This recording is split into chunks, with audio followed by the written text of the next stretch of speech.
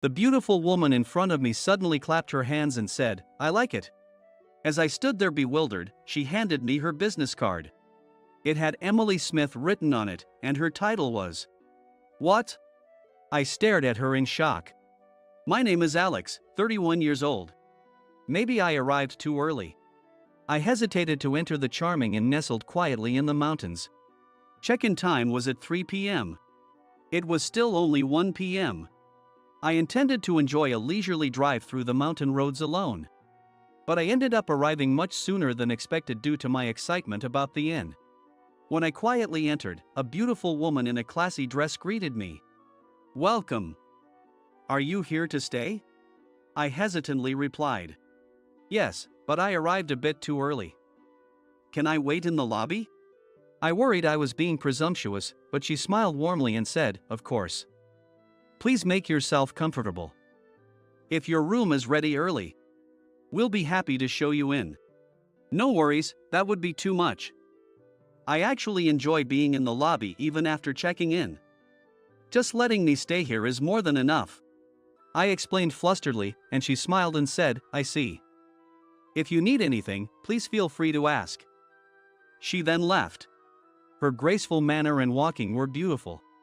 I followed her with my eyes for a moment, then sat down on a luxurious sofa in the lobby. Sitting on such a grand sofa by myself, I took out a paperback book. Reading in the lobby is one of my favorite parts of traveling. After a while, the entrance to the inn opened. A woman entered alone. Listening closely, it seemed she had also arrived early like me. She also sat down in the lobby to wait. She sat on a sofa 2 tables away from mine, set up her laptop, and began to work. She was stunningly beautiful. With slightly upturned, almond-shaped eyes and long lashes. Her slender face was sharp and elegant, and she had an excellent figure. She crossed her slim legs gracefully and sipped her coffee. Her laptop must have finished booting up. She started typing away on the keyboard. "Today, I'm surrounded by beautiful women," I thought to myself, feeling lucky. Just then, I heard a small exclamation, "Oh no," from the innkeeper. She seemed confused behind the reception. She kept getting up and sitting down, sometimes lightly tapping the computer, muttering, "What should I do?" before heading to the back. Male staff members came out one after another, trying to work on the computer, all looking troubled. "What should we do? We can't access the guests' information like this." Hearing that, I stood up without thinking. I rummaged through my bag, took out a business card, and approached the reception. "Excuse me," I called out, and the innkeeper looked a bit startled but then politely said, "Oh, I'm sorry for the disturbance." "No, it's not that. Here, this is who I am." I handed her my business card. She looked closely at the card, and I explained. "You can't access the guest information, right? My company created that system, and I was involved in its development. If you don't mind, I can take a look at it for you." She finally understood after seeing the company name on the card. "Are you sure? I'm sorry to trouble you on your vacation," she said apologetically, her eyebrows furrowing in concern. "Of course. If it's a bug, it's our fault. We're the ones who should apologize." With that, I was allowed behind the reception. In fact, I had come to stay at this inn to check if the system I developed was working properly. This inn recently introduced a daytime stay plan, prompting them to update their system. They commissioned our company to create this system. Seeing my work being used satisfactorily was one of the rewarding aspects of my job. But encountering a bug like this was unexpected. Thinking that, I started up the system. However, it immediately shut down. Relieved that the computer itself was still operational, I began entering commands into the system while asking the innkeeper some questions. "Did the system suddenly shut down? What were you doing when it happened?" Sensing her anxiety, I added, "Don't worry, you didn't break it. Knowing what you were doing at the time helps identify the bug. Please tell me anything you remember." My words seemed to reassure her. "Well, I was entering room numbers. I think it happened when I was adding a note for a guest who needs assistance. It seems something specific triggered the issue. I carefully checked the input-related code and made necessary corrections. 30 minutes later. When I restarted the system, it launched successfully. I opened several windows to ensure there were no issues and then said, I think it should be fine now. Please try entering the information that caused the error earlier. The innkeeper nervously operated the computer and successfully completed the input. Oh, thank you. It worked. I'm so relieved. Please let me thank you somehow. Feeling humbled, I replied. No, really. It was our fault for delivering a defective product. I'm sorry for the trouble. I hastily said this and decided to return to the lobby. The innkeeper seemed like she wanted to say more, but she returned to her work to make up for the lost time. As I approached the sofa where I was originally sat on, I heard a voice, "Hey." It was the beautiful woman with the laptop from earlier. Seeing my confusion, she asked, "Are you good with computers?" "I am. I'm a system engineer." She smiled and said, "My laptop's been acting up. Could you take a look at it? I'll make it worth your while." Dizzy from her smile, I nodded in agreement and took a look at her laptop. "A strange screen keeps popping up," she explained. Upon checking, a peculiar character appeared every few minutes. After investigating, I found a suspicious file. "Did you download anything today?" I asked. She replied, "No, I was just connected to the internet for work." I showed her the screen. "This file was downloaded a few minutes ago. It's not a virus, but if you don't recognize it, can I delete it?" She nodded yes, so I deleted the file. "I think it should be fine now." I handed her laptop back. As she checked her laptop, the innkeeper brought over some coffee. "Thank you for earlier. Would you like some coffee?" "You too, miss." Placing the coffee down, she smiled. "Can I have some too?" The woman raised her head from her laptop, surprised. "Of course." The innkeeper replied with a smile, then turned to me. "Thank you again for your help. It was very kind of you. If we have any more issues, can we contact your company for assistance?" I nodded in agreement. "Yes, that's fine. I plan to retire soon, but I'll make sure my colleague takes over." The innkeeper looked disappointed. "Really? That's too bad." I gave a faint smile. "Could I borrow my business card for a moment?" I took the card from the innkeeper and wrote down the name of a trusted colleague. "If you need anything, please contact this person. They're even more reliable than I am." The innkeeper smiled as she took the card and said, "Thank you," before leaving. As I admired her poised figure, I heard a voice. "Are you really quitting? You're so skilled. Were you headhunted by another company?" Her abrupt questions caught me off guard, but I answered honestly. "No, the company is struggling financially. They asked for voluntary resignations, so I stepped up." Her eyes widened. "You volunteered? Why?" Her straightforwardness was oddly comforting. "I'm single and free. All my colleagues are either married or have partners, so they would be in trouble if they suddenly lost their jobs." She laughed.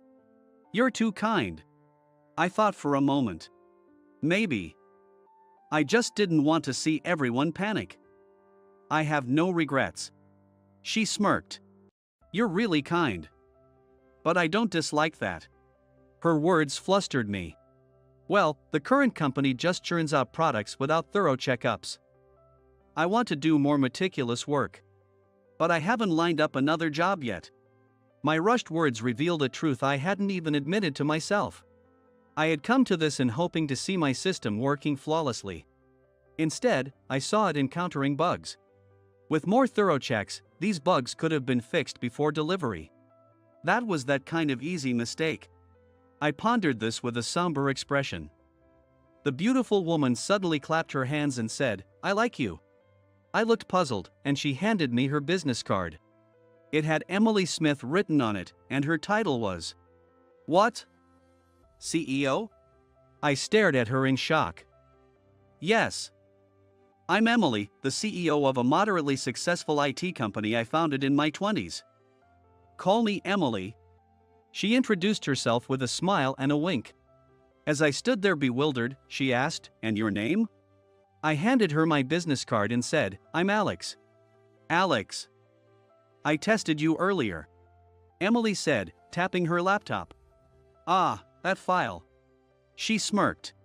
Yes, it was a setup. Did you notice? I embedded a hastily made file. I frowned. You tested me? She straightened her posture a bit. Watching you at the reception, I quickly realized you're quite skilled as a systems engineer. I just wanted to see your character. Seeing you rush to help the innkeeper told me you were a good person, but I wondered if you'd help a stranger like me too. Her words made my heart race. I was planning to headhunt you, but since you're leaving your job, it simplifies things. How about joining my company? I guarantee you'll find it rewarding. We discussed the terms and job details for an hour, and I decided to join Emily's company. A few months later, I was thriving at her company. The distance required me to move, but the job was fulfilling and involved meticulous transactions, making it my ideal workplace. Being a startup, the employees were friendly, and even someone as shy as me quickly fit in. All the single male employees admired Emily. And why wouldn't they? Emily's style in the office was simply very attractive. She wore clothes that accentuated her figure, often donning tight skirts. As the CEO, she wore only high-quality outfits and always smelled wonderful. The female employees also looked up to and revered her. When I heard she was 40, I was shocked beyond belief. Whenever I completed a task Emily assigned me and brought it to her, she was always surprised. You're done already? Hearing that made me anxious. Oh, maybe I should check it again. As I turned to go back, Emily would laugh and stop me. How many times have you checked it? It's fine, I trust you. I'm just impressed by how fast you are. You're really amazing. I'm lucky to have gotten you without any competition from your previous company. Her words made me want to exceed expectations every time. Emily really knew how to manage people well. Emily's company was a great place to work, and after Christmas, we went on break. Our work often involved sudden tasks, which sometimes required working on holidays. However, Emily ensured we had plenty of time off during the Christmas holidays, arranging it with our clients from the beginning. To handle emergencies, calls to the company were forwarded to Emily. I wondered if she could ever truly relax, but she just laughed it off, saying, "That's part of the job as CEO." While I was enjoying my Christmas holiday, a message came through on my phone. It was from the company group chat. Emily had posted, "Urgent. A system issue at the call center operation on Christmas holidays. Anyone available to help, please respond." As I fumbled to reply, responses from other employees started coming in. "Sorry, I'm back in my hometown. I can help remotely. I'm out with my family, but I can come in if needed." It seemed no one was immediately available. I finished typing my response. "I'm ready to go. I'll head out now. Please enjoy your holidays, everyone." I sent the message, got ready, and left the house. While traveling, more messages had piled up. They read, "Thanks, Alex. Alex, Emily. Thank you. Let us know if you need more help, we'll return." Emily had also sent a message, "You're too kind," which made me chuckle. When I arrived at the office, Emily was already there. "Sorry to drag you in on New Year's Eve," she said gratefully. "You're here too, Emily." "I was just lounging around by myself," I replied, making her laugh softly. "Really, you're too kind. Enjoy your holidays, everyone, such a nice thing to say," she remarked, making me blush a bit. "All right. With you here, it's like having an extra 100 people. Let's get this done," she said enthusiastically, and I followed her lead. We worked from the afternoon until night. Fortunately, the issue wasn't too severe. Some bookings from a particular department weren't reflected in the system. But they managed by handling those bookings via email and inputting them manually in an unaffected department. Relieved that it was resolved in time for a busy New Year's Day. We reported to all relevant parties and started cleaning up, finishing past 10 p.m. As we stepped outside, the cold air stung our skin. Our breath turned white in the frigid air. I buried my face in my scarf as Emily and I started walking. "It's cold, isn't it?" "Yeah, it's New Year's Eve." "Maybe it'll snow," Emily replied. We made small talk. She said she wanted to stop by a convenience store, so I accompanied her. As soon as we entered the store, the warmth made us both smile. "Oh, maybe I'll buy something to eat," she said, wandering through the store. "Maybe I'll get some too." "I think I'll buy some too," I said, following Emily. There was only one pre-packed food left. We both paused for a moment. "You take it, Emily." "I wasn't really planning to eat something tonight," I said, offering it to her. Emily burst out laughing. "I knew you'd say that. You're such a nice guy." Her words made me blush. "No, seriously. It's not a problem." As I tried to explain, Emily glanced around and found something in the frozen section. She picked up a package. "Then how about this? We can eat it together at my place." In her hand was a pack of frozen chicken nuggets enough for two. "Wait, together, at your place." Before I could process what she said, Emily was already heading to the cashier. "Yeah, my place is close by. If you miss the last train, you can take a taxi home." Emily was concerned about something entirely different from what I was worried about. "But wait. I'm a guy, and you're a woman living alone," I stammered, chasing after her as she briskly walked out of the convenience store. Emily laughed heartily. "Come on, what could happen? You're 31, and I'm a 40-year-old woman. Stop worrying and let's go." She laughed it off and kept walking. Wait. Didn't she realize how attractive she was? Even at 40, her figure and beauty were undeniable. But I had given a proper warning. I asked if it was okay for me as a man to enter her home. She said it was fine. So, I'll take her up on the offer. This might be a once-in-a-lifetime opportunity. I made up my mind and followed Emily. As soon as I entered her apartment, a sweet fragrance filled the air. The sweet fragrance that always surrounded Emily filled the entire room. Her apartment was tidy. There weren't many belongings. "I just did a big cleanup," she said, preparing coffee. She told me to sit wherever, so I chose a small sofa. I felt incredibly nervous. After a while, Emily brought over some hot coffee and also a bottle of champagne with glasses. "You can drink, right? I saw you drinking at the company party." The amber liquid fizzed pleasantly as she poured it into the elegant glasses. The sound of the bubbles was soothing. And Emily raised her glass. She clinked her glass against mine and said, "Good job. I'm glad you were here, Alex." Just hearing those words made my heart race. I downed my champagne in one gulp. I sat on the sofa while Emily sat on another sofa. As she adjusted her legs, Emily asked, "By the way, Alex, aren't you visiting your parents?" "Oh, I already did. My sister's family is coming for New Year's, and it's so noisy. I have 3 sisters, and the whole family." "How many are coming again?" 13. The youngest is 3, so I end up being their playmate. There's no place for me, so I always go home early. Leave the Christmas gifts for the kids, and leave. Emily burst into laughter, clearly surprised. At my previous job, someone always had to work during the holidays, so I took my break early and worked on the Christmas holiday. This was the one thing I appreciated about the old job. This year, I also thought about how to make an excuse, but in the end, I got my break early and told my family I was working on the holidays and advanced going home. Having 3 sisters must be tough. A potential spouse might be scared off. I couldn't handle it. Hearing that, I felt a bit deflated. And I hesitantly asked, "Emily, are you not planning to get married?" Her face clouded at the question. "I'm too strong-willed to get married. Everyone at the company probably calls me boss lady behind my back." It's true that Emily is strict at work. But that strictness only makes her more attractive. "What are you talking about? Emily, everyone looks up to you." When I said that, she blushed slightly. "You say such nice things. Now, drink up." She poured more champagne, almost as if to hide her embarrassment. Well, it might be my chance now. There was something I wanted to tell Emily.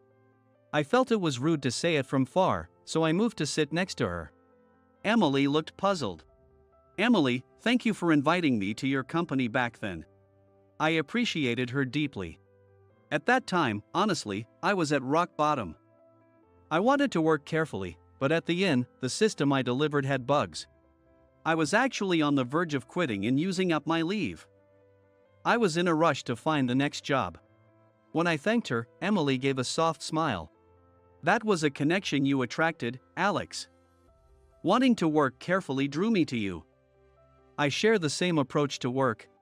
Emily propped her chin on her hand, sipping her champagne. That saved me. Your company's approach is really meticulous, and it's the ultimate white-collar environment. I get to work the way I want. And I'm really happy now. Maybe slightly drunk, Emily leaned closer to me. Plus, you're happy working with your dream girl? Hearing that, I turned bright red and nodded yes. Emily laughed. Hey! That's where you're supposed to make a joke. I shook my head vigorously. Emily, you really are my dream girl. Emily gave me a dreamy look. So, will you take me? Her words made my heart leap. No. But you're everyone's dream. Someone like me. I can't. I'm not worthy. When I hastily denied it, Emily smiled. Will kind-hearted Alex give me up too? Her upward glance made my blood boil. I don't want to give you up. I'm happy just seeing you. But I don't want anyone else to marry you. When I confessed, Emily gave a wry smile. What do you mean? Are you telling me not to get married? Those words gave me a sudden push. Will you marry me? Emily finished her champagne. If your sisters are okay with me, then sure. I couldn't tell if she was serious or teasing. I pulled out my phone and opened the family group chat. Then I pulled Emily close. Hey, wait. We took a selfie together and posted it in the group. I sent the message, "This is my future wife." Emily, who seemed to sober up quickly, panicked and said, "Delete it."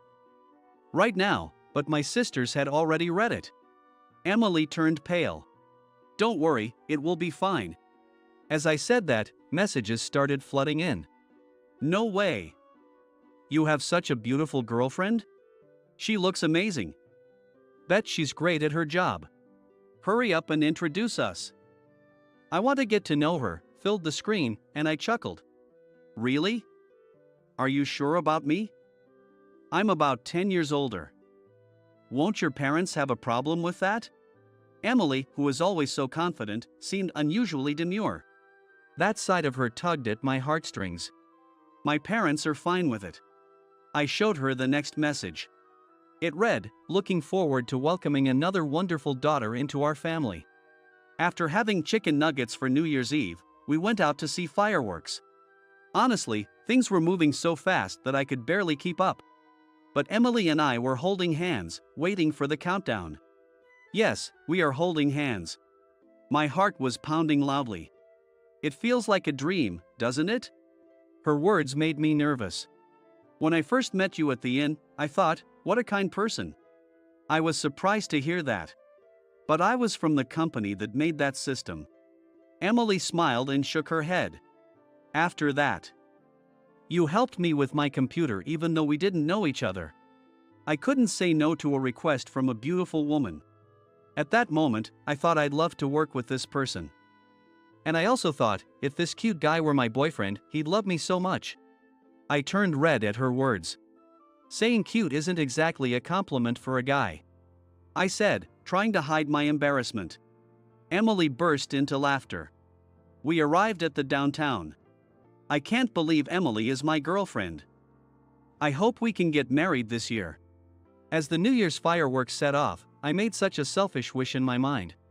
Emily came close and whispered, I wish to marry you. Was that too much? I shook my head vigorously and said I wished for the same. The New Year's fireworks were echoing. Even if I'm supposed to rid myself of desires, my feelings for Emily won't stop. I want to get rid of everything but my desire for Emily and spend a happy year together. With Emily. With that wish in mind, we quietly looked up to the New Year's fireworks,